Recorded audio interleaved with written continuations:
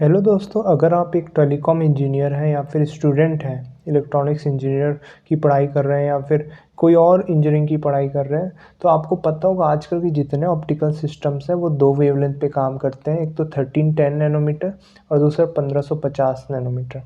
आखिर क्यों ये दो पर्टिकुलर वेवलेंथ पे ही सिस्टम डिज़ाइन किया जाता है? इसका रीज़न इस ग्राफ से आपको समझ आ जाएगा। ये एक्सिस डिनोट करता है एटेन्यूएशन को डीबी पर kilometre and attenuation should be low for an efficient system, और ये एक्सिस डिनोट करता है वेवलेंथ को।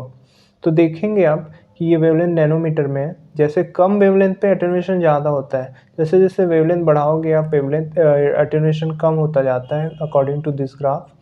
फिर एक पर्टिकुलर वेवलेंथ ऐसा आता है 1310 नैनोमीटर, जिस पे अटेन्यूएशन कम मिनिमम हो जाता है।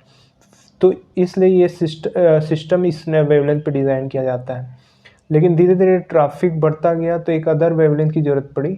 तो देखा गया कि उससे थोड़ा सा आगे वेवलेंथ पे अटेन्यूएशन बहुत हाई हो जाता है, लेकिन थोड़ा आगे बढ़ाने पे 1550 नैनोमीटर पे अटेन्यूएशन फिर से लो होता है। तो ये दो वेवलेंथ मतलब सिस्टम ये दो वेवलेंथ पे डिज़ाइन किया जाता है ताकि ये दोनों वेवलेंथ एक साथ एक ऑप्टिकल फाइबर में काम कर सके, और इसीलिए इसको वेवलेंथ मल्टीप्लेक्स सिस्टम भी बोलते हैं। और ये जो विंडो है, ये ऑप्टिकल विंडो, दोनों ऑप्टिकल विंडो पे अटेन्यूएशन 0 होता है। ये विंडो है 1270 से 1350, और ये ऑप्टिकल विंडो है 1480 से 1600 नैनोमीटर। तो ये दो पर्टिकुलर वेवलेंथ पे अटेन्यूएशन मिनिमम होता है 1310 नैनोमीटर एंड 1550 नैनोमीटर। उम्मीद करता हूँ ये आपको आपका जो भी ये डाउट था क्यों ये दो वेवलेंथ पे ही यूज़ करते हैं, आप क्लियर हो गया हो। और आप अगर आप टेलीकॉम